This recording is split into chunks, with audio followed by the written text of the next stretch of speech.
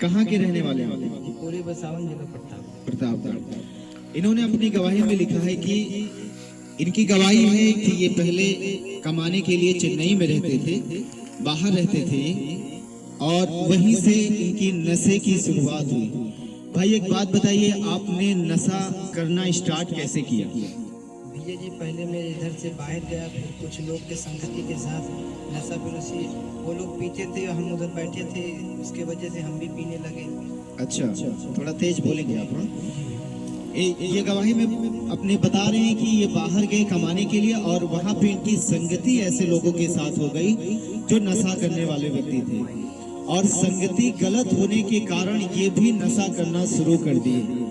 फिर उसके बाद क्या हुआ भाई? आप कौन कौन सा नशा करने लगे? आप एक एक नशे का नाम बताइए। जी भैया, जैसे गांजा हो गया, बीड़ी हो गया, पान हो गया, गुटखा हो गया, तो खैनी हो गया, सारी नशीली पदार्थों का आप सेवन करते थे? जी भैया। अपनी गवाही में इन्होंने लिखाया है कि शराब, गांजा, सिगरेट, बीड़ी, तंबाकू, जो भी नशा इनके दोस्त लोग, इनके साथ रहने वाले लोग करते थे और इन्हें भी देते थे, ये भी नशा उनके साथ साथ करते थे।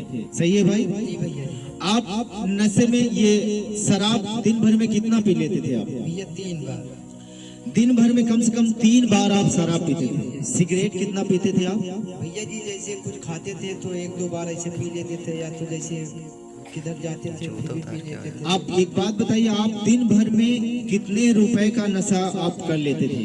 भैया जी 400-500 रुपए तक खत्म हो जाए। कम से कम 500 रुपए का नशा आप दिन भर में करते थे हर रोज? जी भैया। ये नशा आपका बढ़ता ही गया या आपने कभी नशा छोड़ने का प्रयास किया कि हाँ नशा छोड़ दें? भैया जी नहीं, ऐसे काफी दिन बढ़ता ही गया। फिर उसके बाद हमने सोचा कि छोड़ दे, फिर छूटा ही नहीं। बहुत आपने छोड़ने का प्रयास किया लेकिन नशा छोड़ नहीं पाए। नहीं। और आपने अपनी गवाही में लिखवाया है कि आप हमेशा परेशान रहते थे। जी भैया जी। आपने लिखा है कि आपका अधिकतर जो पैसा आप कमाते थे वो नशे में ही जाता था। जी भैया। अधिकतर पैसा आपका नशे में ही जाता था। जी भैया। आप नशा जब करते थे, नशा करते समय आपको कभी ऐसा लगा कि ये नशा गलत चीज है, इसे छोड़ देना चाहिए हमें? जी भैया जी, नशा करने के बाद सोचते थे, फिर सोचने के बाद सुबह फिर वैसे ही हो जाते थे, फिर से आप नशा कर लेते थे। फिर आप आगे का जीवन बताइए, आप फिर आगे कैसे इसको आपने?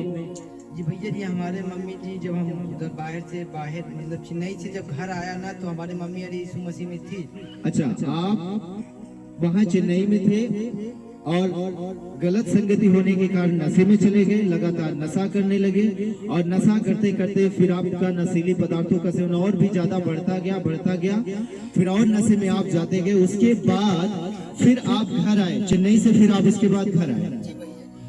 घर आने के बाद उसके बाद फिर आपको यहाँ पे सुसमाचार कैसे मिला प्रभु का? भैया जी जब वो चेन्नई से घर आया तो हमारे मम्मी थी, हम उधर से भी शराब पी के आया था। अच्छा। तो हमारे मम्मी का तबीयत मतलब बिगड़ गया, तो फिर मम्मी हमारा कहा कि अगर तुम ऐसा करोगे तो हम घर छोड़ के चले जाओ। तो फिर हमने सोचा, फिर रात को तो पिया था, फिर दिन में सुबह हम भी चलेंगे साथ पे।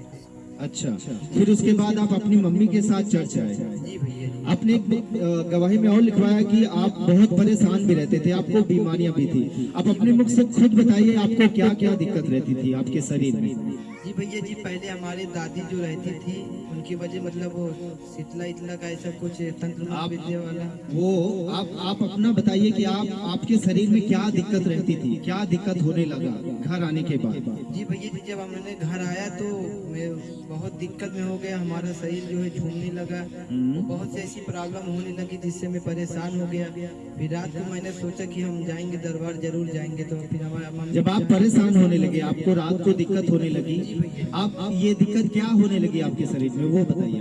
भैया जी जैसे कि हमारा शरीर झूम रहा था, पूरा बदन दर्द कर रहा था, सिर चक्कर जैसे आ रहा था, ऐसा ही हो रहा था। अच्छा, फिर उसके बाद जब सुबह हुई तो आप घर आए? जी भैया जी। ओ, चर्च आए? चर्च आने के बाद फिर आपके जीवन में बदलाव कैसे हुआ? भैया जी जब से मैंने चर्च में कदम रखा, वो हमारे प्रभु के दास ने जो वचन बांटा, उसी से हम उसे ग्रहण किया, उसी दिन से मैंने छोड़ दिया। आप चर्च आए और आपने वचनों को सुना, वचनों को सुनने के बाद आपने प्रार्थना को ग्रहण किया, प्रार्थना को ग्रहण करने के बाद आपको लगा कि जो नशा हम कर रहे हैं ये गलत चीजें हैं और आपने उसे छोड़ा। जी भैया जी। और कैसे छोड़ा? आपके लिए प्रार्थना हुई, जी भैया। प्रभु के दास ने इनके लिए प्रार्थना किया कि हाँ जो नशे में है वो आजाद हो, और ये भाई उस प्रार्थना को रिसीव किए। फिर उसके बाद ये नशे से आज आजाद है, पूरी रीत से आजाद है ये नशे से।